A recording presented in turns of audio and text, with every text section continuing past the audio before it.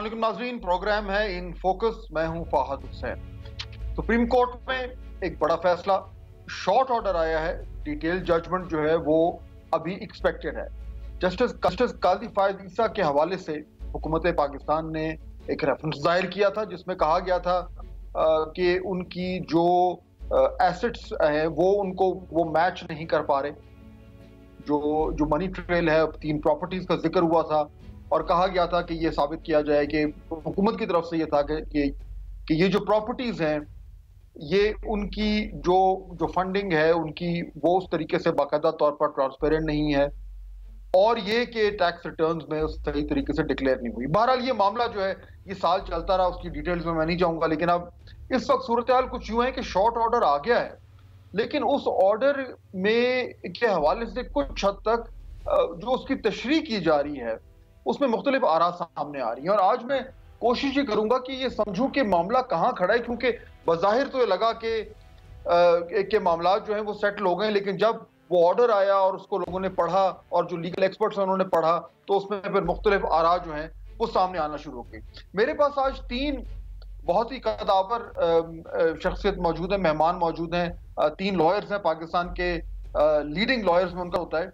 उनकी मौजूदगी का फायदा उठाते हुए मैं आज इसको थोड़ा सा चाहूंगा कि हम सब जो है हम अब जरा क्लियर हो जाएं कि मामला कहां पे खड़े हैं। और मैं इसको इस तरीके 3 हिस्सों में करना चाहूंगा, ये नहीं कि ये जो बुनियाद इस वक्त जहां पे सूरत हाल खड़ी है उसको अगर हम डिवाइड करें 3 मुख्तलिफ हिस्सों में। पहला हिस्सा ये है जो ऑर्डर आया, शॉर्ट ऑर्डर आया, मैं उसकी बात कर रहा हूँ। पहला हिस्सा ये है कि जो रेफरेंस दायर किया था हुकूमत ने उसको जस्टिस काजी फायद ईसा के खिलाफ उसको क्वॉश कर दिया गया, खत्म कर दिया गया। इसका क्या मतलब है, what does it actually mean? पहली चीज तो ये।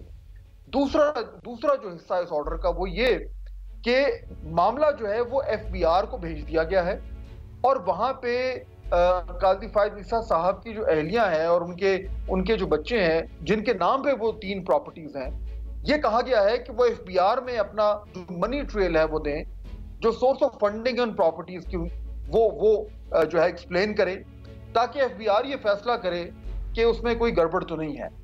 ये जो हिस्सा है इसमें काजी फायद ईसा साहब का डायरेक्टली कोई लिंक बज़ाहिर नजर नहीं आता, क्योंकि प्रॉपर्टीज उनकी वाइफ और उनके बच्चों के नाम पर है। तो जो दूसरा हिस्सा है वो है एफबीआर।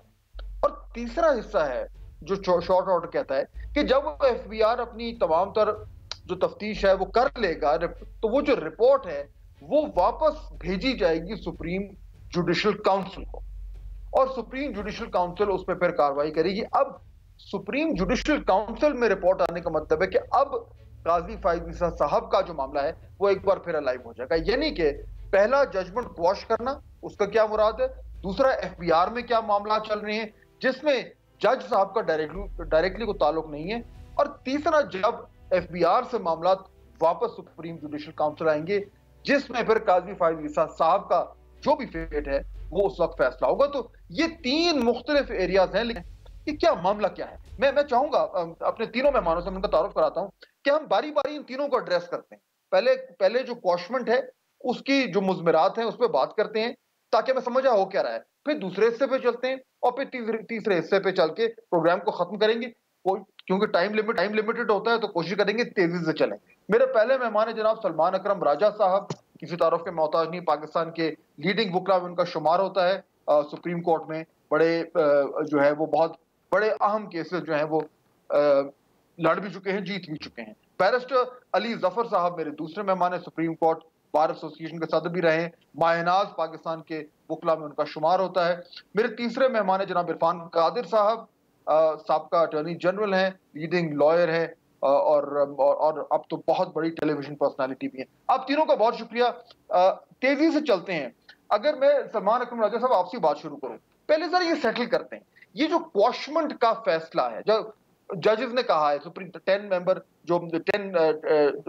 जो बेंच था उन्होंने कहा कि क्वॉश कर दिया जाए, ये बताएं कि इसका मतलब क्या है। Let's start with that.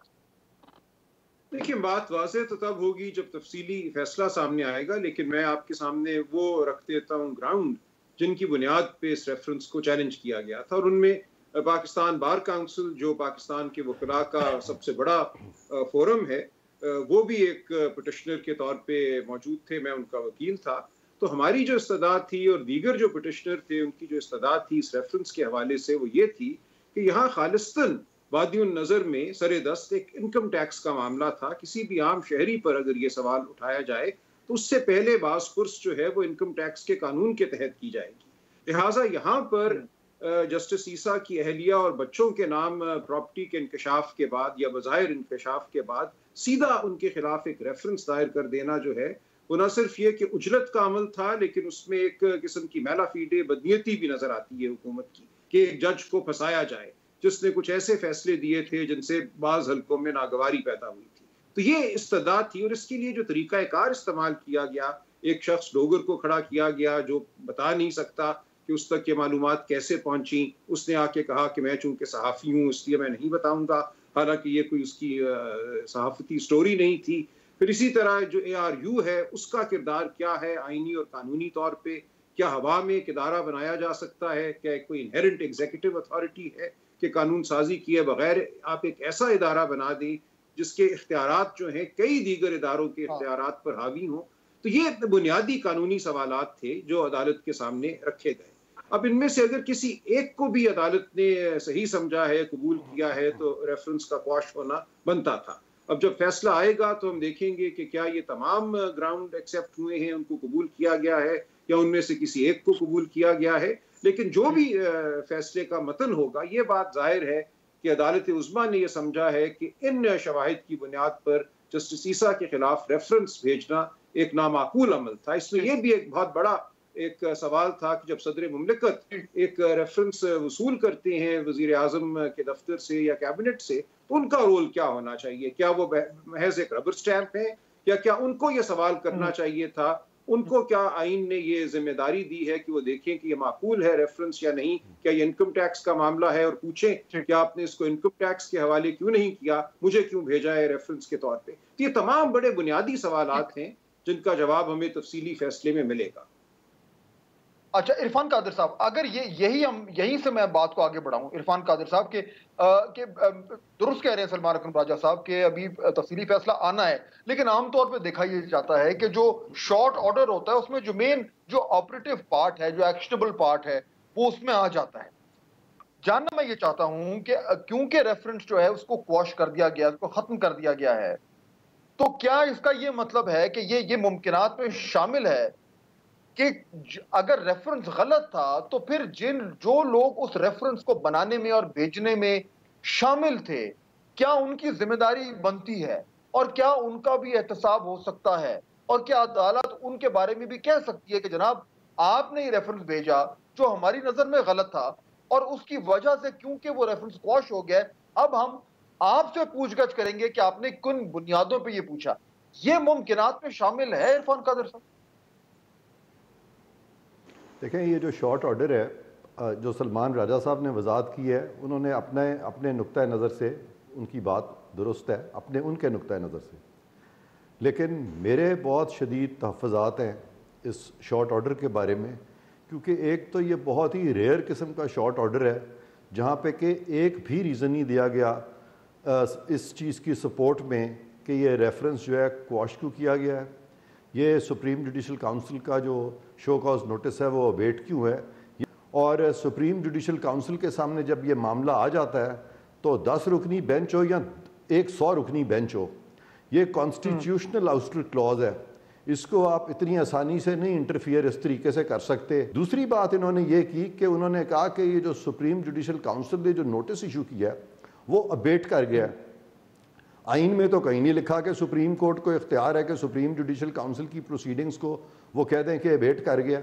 ये इन्होंने कैसे कह दिया अवेट कर गया? ये एक न्यू जूरिस्प्रूडेंस है पाकिस्तान की। अच्छा, हमारे पीछे एक जज साहब थे, उन्होंने जी ओके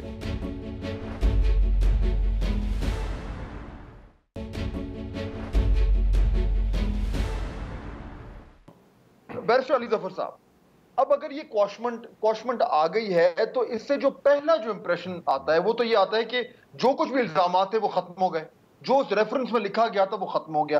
पहला इंप्रेशन तो यही आता है क्वॉशमेंट का। लेकिन उसके बाद एकदम जब FBR का जिक्र आता है तो बज़ाहिर तो ये लगता है कि ये कोई तजाद है कि पहले आप कह रहे हैं कि जी जज साहब के खिलाफ जो भी इल्जाम थे वो हम रद्द करते हैं, रेफरेंस खत्म होता है, मगर कह के वो एक नया चैप्टर खोलते हैं। ये तजाद है आपके ख्याल में? जी, पहले थोड़ा सा मैं और पीछे जाता हूँ। इसको बड़ा अच्छा आप कर रहे हैं फाज साहब, एक्सपेक्टेशन यही थी आपसे, बिकॉज ये शॉर्ट ऑर्डर है, फैसला है, लेकिन फैसले के चूंकि रीजंस नहीं दिए तो बड़ा ही उलझन है, कंफ्यूजन है कि एक्चुअली इसकी मायने क्या है इस ऑर्डर के, इस शॉर्ट ऑर्डर के। तो अच्छा आपका प्रोग्राम है, इस पर एनालाइज करते हैं। सबसे पहले ये देखें कि कानून क्या है। कानून है आर्टिकल 209 और वो ये कहता है कि अगर प्रेसिडेंट सोचे या समझे या उनको इंफॉर्मेशन आती है कि कोई जो जज है, सिटिंग जज है, उनके खिलाफ रेफरेंस फाइल होनी चाहिए, उन्हें कोई मिसकॉन्डक्ट किया है, तो वो रेफरेंस फाइल कर सकते हैं सुप्रीम जुडिशियल काउंसिल के पास, या सुप्रीम जुडिशियल काउंसिल आज खुद भी रेफरेंस फाइल कर सकती है एक सिटिंग जज के खिलाफ। इसका मतलब है कि ट्रायल होगा जज का और फिर फाइनल फैसला होगा कि उन्होंने मिसकॉन्डक्ट किया या नहीं किया। इस केस में प्रेसिडेंट ऑफ पाकिस्तान ने फैसला किया, उनको इंफॉर्मेशन दी गई और उन्होंने फैसला किया कि ये 3 प्रॉपर्टीज हैं, 3 प्रॉपर्टीज जो काजी फाइजा साहब की हैं वो उन्होंने डिक्लेयर नहीं की, इसलिए उनके खिलाफ ये चूंकि मिस डिक्लेरेशन है, ये मिसकॉन्डक्ट बनता है, तो सुप्रीम जुडिशियल काउंसिल इसका फैसला करे। काजी फाइजा साहब का ये जो मौक़िफ़ था उनके वकीलों का, वो ये था कि नहीं, ये रेफरेंस जो है ये है ही गलत, ये इसमें कानूनी गलतियां हैं और यहाँ इसमें कोई मेलाफाइडे है, इसमें कोई बदनीयती है, इसलिए इसको आप कलअदम करार दे दें। ये 2 मौक़िफ़ थे जो कि एक्चुअली सुप्रीम जुडिशियल काउंसिल फैसला कर सकता था, लेकिन इसका फैसला बहरहाल 10 मेंबर बेंच ने कर दिया, जिसमें से 3 ने कहा कि ये जो रेफरेंस है ये कलअदम है और 3 ने कहा, बाकी 7 ने कहा कलअदम है, लेकिन उनमें से 6 ने कहा कि हम FBI के पास भी भेजेंगे इसको। तो कलअदम सबसे पहले का क्या मतलब हुआ? इसका मतलब ये हुआ कि काजी फाइजा साहब का जो मौक़िफ़ था वो माना गया, कोई ना कोई इसमें कानूनी ऐसी गलती थी या बदनीयती थी जिसकी वजह से ये जो फैसला, ये जो रेफरेंस था उसको कहा गया कि इलीगल। अब वो क्या वजह थी वो हमने देखना है जब ये मेन ऑर्डर आएगा।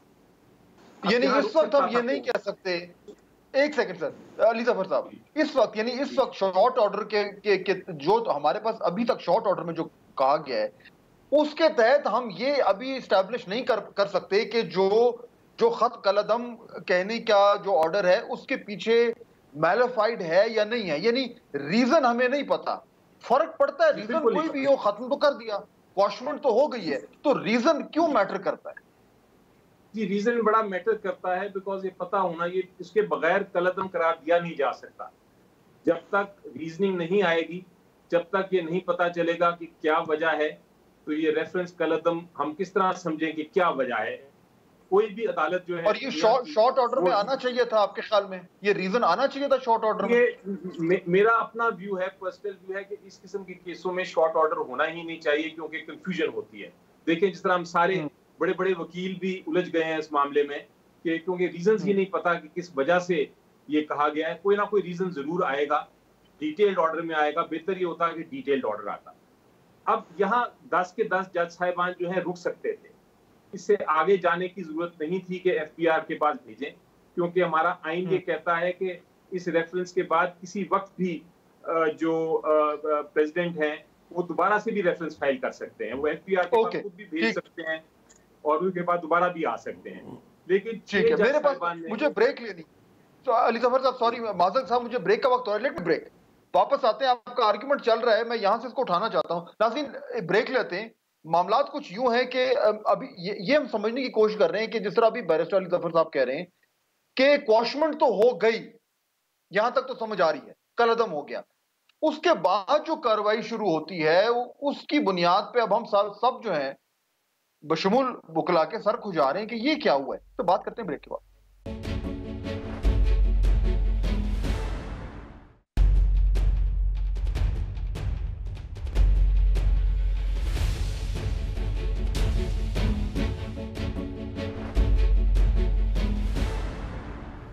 वेलकम बैक नाज़रीन। सलमान अकरम राजा साहब, मैं थोड़ा सा जिधर अभी बैरिस्टर अली जफर साहब बात करते वहीं से मैं उठाता हूं ताकि डिस्कशन को आगे लेके चलें। क्वाशमेंट हो गई, सुप्रीम कोर्ट ने ये कह दिया कि ये रेफरेंस जो है ये गलत है, इसके अंदर जो भी मटेरियल था वो उसको एक्सेप्ट नहीं करते। वो क्यों कहा वो डिटेल ऑर्डर में आएगा, हमें नहीं मालूम। इसके बाद मामला चला जाता है एफबीआर में, यानी यकायक सुप्रीम कोर्ट जो है वो एफबीआर की तरफ मामला भेज देता है। यहाँ एफबीआर में अब काजी फायज ईसा साहब खुद बजाते खुद, उनका कोई रोल नहीं है, उनकी वाइफ और उनके बच्चों को कहा गया है। तो रेफरेंस से एफबीआर में जाना, ये तसलसल टूट रहा है, ये लॉजिक समझ नहीं आ रही, ये कॉन्ट्रडिक्शन हो रही है, ये क्या समझ आ रही है आप? यही वो पहलू है इस फैसले का जिस पे इस वक्त पूरे मुल्क में वकालती हलकों में एक आप कह लीजिए एक बहस का आलम है, एक तनकीद भी हो रही है, तायीद भी हो रही है। लेकिन किया ये है 7 जज साहिबान ने, जिन्होंने कहा है कि ये मामला हम भेजते हैं कमिश्नर इनकम टैक्स इस्लामाबाद को और फिर चेयरमैन एफबीआर की रिपोर्ट जो है वो सुप्रीम जुडिशल काउंसिल को भेजी जाएगी। अब ये पूरा लाए अमल है जो तय कर दिया गया है एफबीआर के लिए और सुप्रीम जुडिशल काउंसिल के लिए भी, एक पूरा टाइमलाइन के साथ कह दिया गया कि यूं अब इक़दाम उठाए जाएंगे। तो एक तरह से ये नजर आता है कि जो इस्तदाद थी आईनी दरखास्तों में, उससे आगे बढ़कर 7 जज साहिबान ने ये मुनासिब समझा है कि एक मुकम्मल लाए अमल जो है वो तश्कील दिया जाए। 3 जज साहिबान के ख्याल में इसकी ज़रूरत नहीं थी, कानून अपना रास्ता खुद ढूंढेगा। अगर कोई इनकम टैक्स के हवाले से एफबीआर को शिकायत होगी वो फैसला करेंगे, उस फैसले को फिर लेकर हुकूमत या कोई भी शख्स सुप्रीम जुडिशल काउंसिल के पास जा सकता है। याद रहे कि सुप्रीम जुडिशल काउंसिल के पास किसी मामले के आने के 3 रास्ते हैं। एक है कि हुकूमत सदर मुमलिकत के जरिए रेफरेंस भेजे, दूसरा ये कि कोई भी शख्स उनको कोई इत्ला दे दे, कोई इंफॉर्मेशन दे दे जिसकी बुनियाद पे वो मुनासिब समझे तो कार्रवाई शुरू कर दे, और तीसरा अज खुद स्व मोटो भी सुप्रीम जुडिशल काउंसिल जो है कार्रवाई शुरू कर सकती है। 3 जज साहिबान ने यह मुनासिब समझा कि इन तमाम मामलात को अब आइंदा के लिए छोड़ दिया जाए।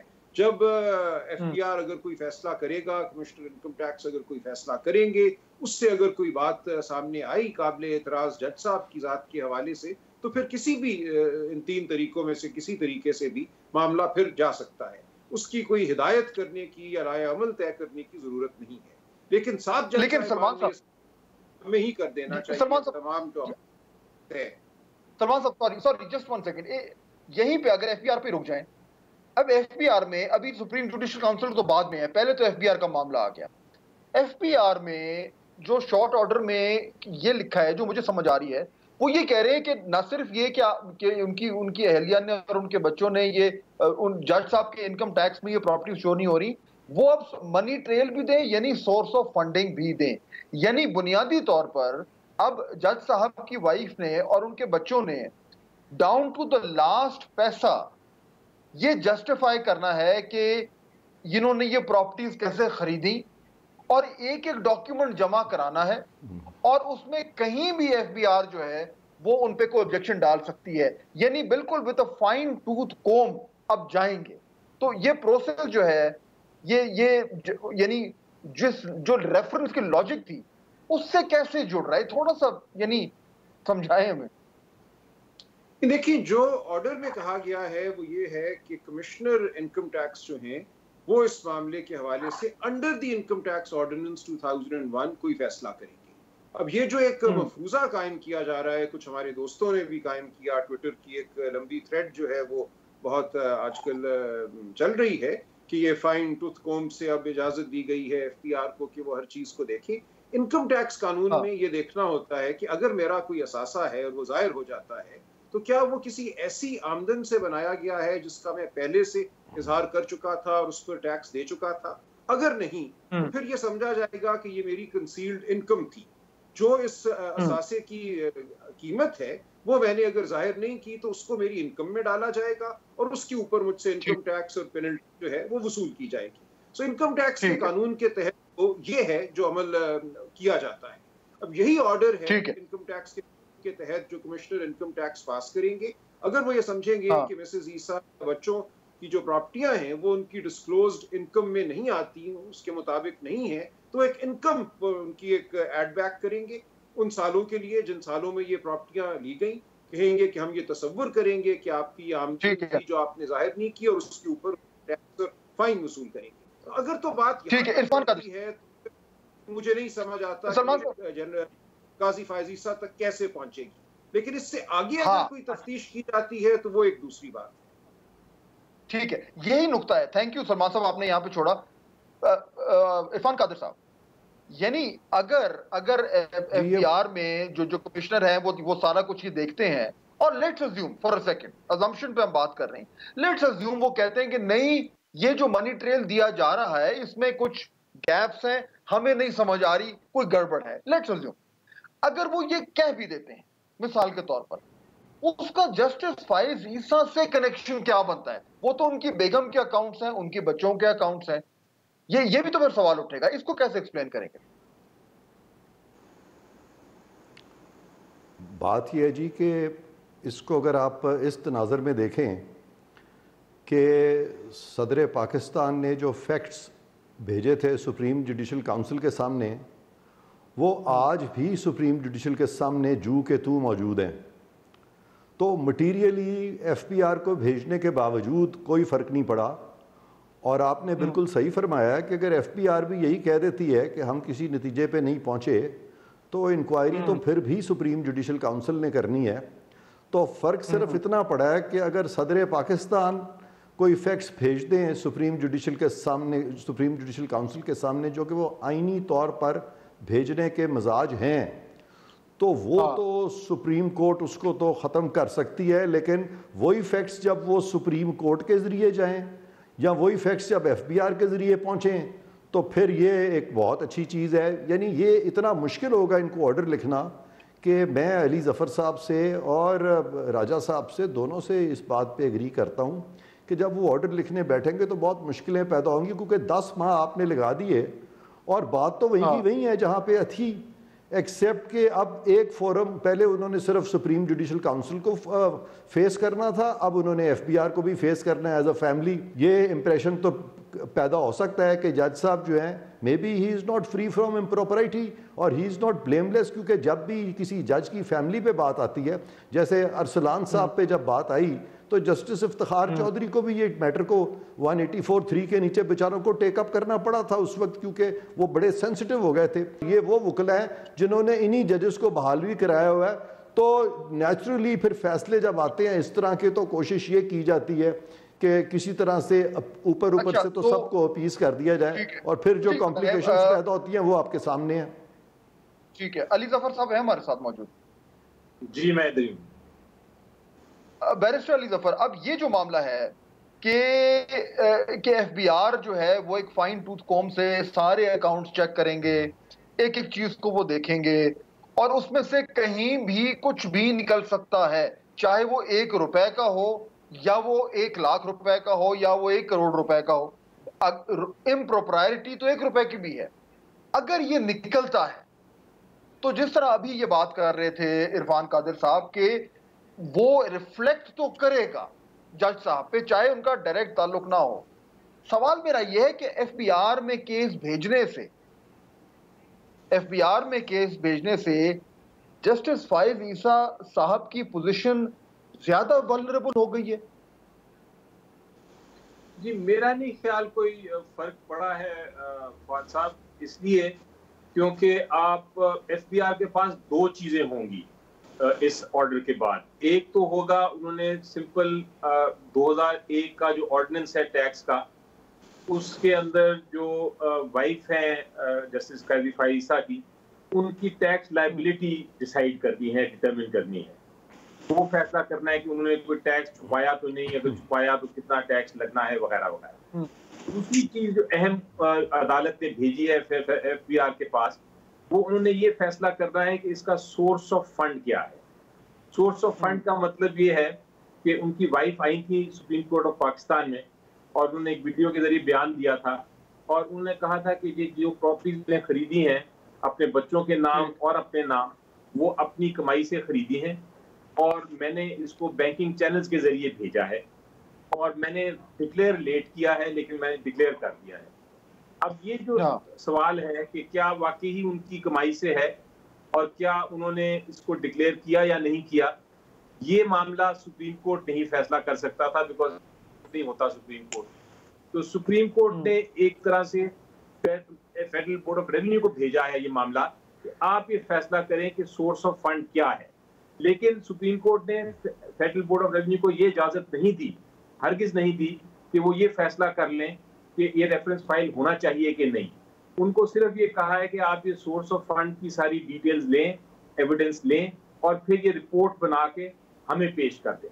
हम फिर लेकिन इससे क्या काजी फायद ईसा ज्यादा वल्नरेबल हो गए? इससे क्या उनकी पोजीशन ज्यादा वल्नरेबल हो गई है, ज्यादा फ्रंट खुल सकते हैं? जी मेरा नहीं ख्याल, मेरा ख्याल है अगर सोर्स ऑफ फंड्स वो उनकी वाइफ बता देंगी तो बड़ा क्लियरली सुप्रीम जुडिशियल काउंसिल आगे इसके ऊपर मामले को खत्म कर देगी।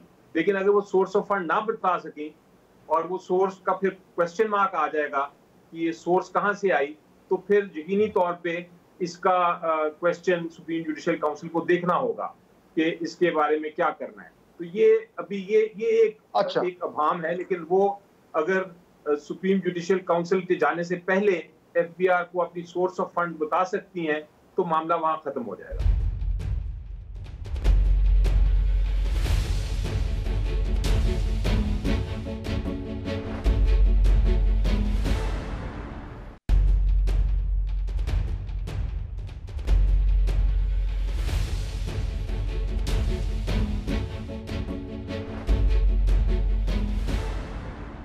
अच्छा, अब इसमें देखिए सलमान अकबर राजा साहब, अब इसमें दो सिनेरियोज हैं। एक ये कि एफबीआर और सब अच्छा की रिपोर्ट देती है, वो कहते हैं बिल्कुल ठीक है जी, इन्होंने जस्टिफाई कर दिया, एक्सप्लेन कर दिया है, रिपोर्ट ऑल क्लियर है। ये ऑप्शन 1 है।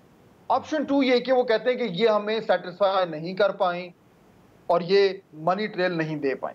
अब ये 2 सिनेरियोज हैं। जब ये सुप्रीम जुडिशियल काउंसिल में आएगा, पहला सवाल में मेरा ये है कि अगर ऑल क्लियर है, even then supreme judicial council जो है वो उसकी बुनियाद पे खुद अपना जहन लड़ाकर और एक नया रेफरेंस क्रिएट कर सकते हैं, या वो सोलली डिपेंडेंट होंगे सिर्फ इस रिपोर्ट पे। और नंबर 2 के अगर सब अच्छा की रिपोर्ट नहीं है तो फिर भी वो अपना माइंड अप्लाई करके और जस्टिस काजी फायद ईसा को ऑल क्लियर दे सकते हैं। यानी कि अल्टीमेटली सुप्रीम जुडिशियल काउंसिल जो है वो हर हवाले से एफबीआर की रिपोर्ट को ओवरराइड कर सकते हैं थ्रू देयर ओन लॉजिक। ये पॉसिबल है? जाहिर है ये बिल्कुल पॉसिबल है, लेकिन देखिए अगर एफबीआर की रिपोर्ट ये आती है कि ऑल क्लियर है तो फिर क्या जवाब होगा सुप्रीम जुडिशियल काउंसिल के पास उसको ओवरराइड करने का या कोई दूसरा नतीजा अखज़ करने का? अगर तो सुप्रीम जुडिशियल काउंसिल के पास कोई काबिल एतराज़ बात नहीं आती, एफबीआर बिल्कुल मुतमईन हो जाता है, तो उसके बाद तो कोई जवाब नहीं रहेगा। लेकिन अगर एफबीआर की रिपोर्ट से कोई सवालात पूछते हैं, कुछ सवालात के जवाब नहीं मिलते और मामला खुला रहता है, तो फिर जाहिर है सुप्रीम जुडिशियल काउंसिल एक मौका दे सकती है, पूछ सकती है कि क्या ये सवालात इस नौइयत के हैं। खुद पहले ये गौर करेगी कि क्या जो सवालात रह गए हैं वो इस नौइयत के हैं कि उनका ताल्लुक काजी फायद ईसा साहब की ज़ात से बनता है। उस सूरत में उनको फिर एक मौका दिया जा सकता है जवाब देने का।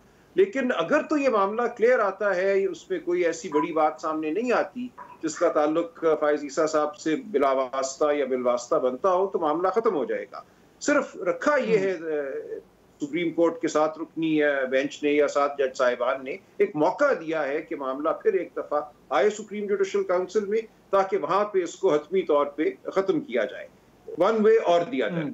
अगर रिपोर्ट क्लियर है तो बिल्कुल खत्म हो जाएगा, रिपोर्ट क्लियर नहीं है तो फिर सुप्रीम जुडिशियल काउंसिल देखेगी कि आगे बढ़ना है या नहीं बढ़ना, किस नौइयत के सवालात हैं जो पूछे जाने चाहिए काजी फायद ईसा से, या कि ऐसे सवालात हैं जिनका उनकी ज़ात से कोई ताल्लुक नहीं बनता। तो इसलिए ये एक पूरा एक प्रोसेस है जो हमारे सामने है। मैं कोई बहुत ज़्यादा तशवीश का लाहक मुझे नहीं है, बहुत बड़ी तशवीश। बहुत से लोग समझते हैं कि एक फंदा है, एडिटोरियल लिखे जा रहे हैं, लेकिन मैं सरेदस्त इसको कोई फंदा नहीं समझता। अच्छा, अगर इसको कह रहे हैं कि ये आपको बहुत ज्यादा इसमें कोई इतना इशू नजर नहीं आ रहा, लेकिन इरफान कादिर साहब फिर इसका यानी जिस तरीके से हम बयान कर रहे हैं कि पहले एक रेफरेंस आया, सदर पाकिस्तान ने भेजा, वो क्वॉश हो गया, अब एफबीआर में मामला जाएगा और फिर सुप्रीम जुडिशियल काउंसिल में जाएगा और फिर वो फैसला करेंगे। यानी इसका ये मतलब तो नहीं, ऐसा तो नहीं लग रहा, यानी जो जो जो कुछ लोग कह रहे हैं कि एक तरीके से जस्टिस काजी फायद ईसा साहब को 2 बार जज किया जा रहा है। एक बार रेफरेंस की बुनियाद पर उनको जज किया गया, वो खत्म कर दिया गया, वो उनके फेवर में आ गया, लेकिन फेवर में आने के साथ साथ टेक्निकली एक तरीके से एक और रेफरेंस की राह खोल दी गई और अब उनको दूसरी बार जज किया जाएगा। सो ये डबल वैमी हो रही है एक तरीके से। Is this the right way to look at it? हाँ, this is one way to look at it. आप ठीक कह रहे हैं कि अगर ये तमाम चीज़ें वो चैलेंज ना करते, 10 रुकनी बेंच के सामने ना जाते और सुप्रीम जुडिशल काउंसिल के सामने ये तमाम फैक्ट्स जो हैं वो रखते थे और उनको कहते जिस तरह के उन्होंने एक इमोशनल अपील की है 10 रुकनी बेंच को, उसी तरह से सुप्रीम जुडिशल काउंसिल को कहते हैं कि जी मेरी बेगम साहिबा जो हैं वो सारा एक्सप्लेन कर सकती हैं, तो सुप्रीम जुडिशल काउंसिल भी तो यही करती। अब ये है कि बजाय कि वो एक फोरम में पेश होते, अब वो FBR के सामने भी उनकी बेगम साहिबा पेश होंगी और उनकी अपनी भी तमाम एनर्जीज़ जो हैं उस एक्सप्लेनेशन में लग जाएंगी और फिर उसके बाद वकला तंजीमें हमारी, सलमान राजा साहब ने जो एक अपना व्यू पॉइंट दिया है, उन्होंने कहा कि ये एक उनके मुताबिक तो ये एक अच्छी चीज़ हुई है कि अब उनको 2 अपॉर्चुनिटीज़ मिल गई हैं और उनको इससे कोई ख़दशा भी नहीं है इस ऑर्डर से। लेकिन हमारी जो पाकिस्तान बार काउंसिल्स जो बहुत सारी इनको रिप्रेजेंट कर रही हैं इनकी फेवर में, जिन्होंने पिटीशंस फाइल की हैं, वो तो सारे ये कह रहे हैं, मैंने कल सुना है vice chairman Pakistan bar council को भी मैंने सुना है ये कहते हुए कि हम तो इस ऑर्डर को चैलेंज करेंगे, और अगर ये ऑर्डर चैलेंज हो जाता है और फिर एक रिव्यू प्रोसीडिंग्स चल निकलती हैं तो फिर से ये एक लॉन्ग ड्रॉन प्रोसेस होगा और तकरीबन अगले कोई 1-2 साल तक जस्टिस फायद ईसा जो है वो इंगेज हो जाएंगे अपने आप को डिफेंड करने में, और फिर वो किस तरीके से अपनी जो मनसब है उससे ओहदा हो सकेंगे कि अपने वो जो अदालती फ़राइज़ हैं वो कितने इफ़ेक्टिवली वो अंजाम दे सकेंगे। तो ये इससे सारा चीज़ जो है ना उसको तूल मिला है, चीज़ें और लंबी हुई हैं और मैं समझता हूँ कि ये एक सारी जो एक्सरसाइज थी इतने 10-11 माह की, ये फ्यूटाइल थी क्योंकि we are where we were, और जैसे मैंने पहले कहा कि मटीरियली वो फैक्ट्स आज भी सुप्रीम जुडिशल काउंसिल के सामने है जो कि तब भी सुप्रीम जुडिशल काउंसिल के सामने थे। सिर्फ ओके, ठीक है। अली जफर साहब, अब इसको जरा थोड़ा सा मैं इसको जरा समेटना चाह रहा हूं, इसमें से कंक्लूजन्स ड्रॉ करें। यानी कि आप माशाल्लाह इतना लंबा आपका करियर है, ये जो केस है ये कोई नए प्रेसिडेंट सेट कर रहा है हमारी जो ज्यूरिस्प्रूडेंस है उसमें? आप जब इतने अरसे से लॉ प्रैक्टिस कर रहे हैं, आपने इसमें से कोई ऐसी चीजें ड्रॉ की हैं जो कि बड़ी नई हैं और जिनके बड़े फार रीचिंग कॉन्सिक्वेंसेस हो सकते हैं? वो कोई 1-2 की टेक अवेज आपको क्या नजर आ रहा है? देखिए, सबसे पहले तो एक इशू है जजेस की अकाउंटेबिलिटी का। आइन में उनको तहफ़्फ़ुज़ दिया गया है कि अगर आपने कोई मिसकॉन्डक्ट किया है तो आप सिर्फ सुप्रीम जुडिशल काउंसिल जो आपके ही जज साहिबान, सीनियर मोस्ट जज साहिबान पर वो उसकी तश्कील दी जाती है, उसकी कॉन्स्टिट्यूशन है, उसने ही फैसला करना है कि आपने मिसकॉन्डक्ट किया है या नहीं। तो ये एक बहुत बड़ा तहफ़्फ़ुज़ था, लेकिन अब देखने में ये आ रहा है कि अगर गवर्नमेंट किसी जज के खिलाफ मिसकॉन्डक्ट की एप्लीकेशन देते हैं जो आइन में लिखा है कि प्रेसिडेंट को इजाजत है, तो वो भी मामला सुप्रीम जुडिशल काउंसिल से पहले एक और स्क्रूटनी में जाएगा और वो स्क्रूटनी सुप्रीम कोर्ट की एक फुल लार्जर बेंच होगी। तो ये एक और तहफ़्फ़ुज़ दे दिया है। और नंबर 2 तहफ़्फ़ुज़ जो दिया गया है, मेरे इसको अगर आप इस तरह देखें कि ये जो FBR को भेजा है और उसके बाद कहा है कि FBR रिपोर्ट देगी सीधा जुडिशल कमीशन को, चीफ जस्टिस साहब को, और चीफ जस्टिस साहब फैसला करेंगे कि रेफरेंस फाइल करना है कि नहीं। तो इसका मतलब है जो प्रेसिडेंट का इख्तियार था वो भी ले लिया गया है। अब वो प्रेसिडेंट भी डायरेक्टली नहीं फाइल कर सकते, वो अब सिर्फ सुप्रीम जुडिशल काउंसिल ही फैसला करेगी कि ये रेफरेंस। सलमान अकरम राजा साहब, ठीक है, सलमान अकरम राजा साहब, फाइनल वर्ड की टेक अवे आपने क्या लिया ऐसे जहां पे मामला इधर इस वक्त खड़े हुए? देखिए, जो इफ्तिखार मोहम्मद चौधरी साहब के केस में फैसला हुआ था, उस फैसले का बहुत बड़ा असर इस फैसले पे है। उसी की बुनियाद पे ये पिटीशन जो है 10 मेंबर बेंच के सामने चली। अब उस फैसले में तय हो गया था कि सुप्रीम जुडिशल काउंसिल को भेजने के जो मराइल हैं वो 7 मराइल हैं। उनमें से 3 मराइल वो हैं जिन पे सुप्रीम जुडिशल काउंसिल खुद हावी है, जिनको आइन के आर्टिकल 211 का तहफ़्फ़ुज़ हासिल है, कोई अदालत में मुदाखलत नहीं कर सकती। लेकिन उससे पहले के जो 4 मरहले हैं, रेफरेंस का सोचना, मवाद इकट्ठा करना, उसको भेजना, सदर मुमलिकत का उस पर गौर करना, उन तमाम के हवाले से अदालत उज़्मा जो है वो देख सकती है सुप्रीम जुडिशल काउंसिल के से पहले भी, और उसके साथ साथ पैरेलल प्रोसीडिंग चल सकती है, जो यहाँ पे हुआ। अब मैं ये समझता हूँ कि जो हमारा एक जज साहिबान के हवाले से अकाउंटेबिलिटी का प्रोसेस है, उस प्रोसेस के हवाले से बहुत से सवालात यहाँ पे उठे भी हैं और अब तय होंगे तफसीली फैसला जब सामने आएगा कि हुकूमत वक्त जो है उसका रोल क्या होना चाहिए इस तमाम अमल में, और जो दीगर कवानीन हैं जिनके तहत कोई बेज़ाब्तगी अगर हुई भी है तो उन कवानीन के तहत जो कार्रवाई है उसका क्या रोल है सुप्रीम जुडिशल काउंसिल से पहले मामलात को देखने की। तो यहाँ ये तय होता नजर आ रहा है कि अगर कोई मामला किसी और कानून की गिरफ्त में आता है, पहले उसकी छानबीन उस कानून के तहत की जाए और उसके बाद अगर जरूरी समझा जाए तो सुप्रीम जुडिशल काउंसिल को फाल किया जाए, उसको मामला भेजा जाए। तो ये एक अच्छी बात है, तहफ़्फ़ुज़ से मैं समझता हूँ मिलता है। ठीक है, सलमान राजा साहब, बैरिस्टर अली ज़फ़र साहब, इरफान कादिर साहब, आप तीनों का बहुत शुक्रिया। नाज़रीन, ये अभी डिटेल्ड जो जजमेंट है वो आएगा तो एन मुमकिन है कि बहुत सारे जो सवाल हैं, जो खदशात हैं हम लोगों के जहनों में, मुख्तलिफ बार काउंसिल्स के जहनों में, जो लॉयर्स हैं उनके जहनों में, वो क्लियर होंगे। लेकिन ये बात तो मेरा ख्याल है वाज़ेह है कि ये मामला कुछ आगे चलेगा और इसके आखिर में क्या होगा, उसका क्या इम्पैक्ट होगा हमारी जुडिशल सिस्टम पे और हमारे मजमूई तौर पर हमारे पूरे सिस्टम पे, वो एक बहुत ही इंपॉर्टेंट इसका एस्पेक्ट है जिसके लिए हमें वेट करना होगा। आपसे इंशाल्लाह मुलाकात होगी नेक्स्ट वीक। अल्लाह।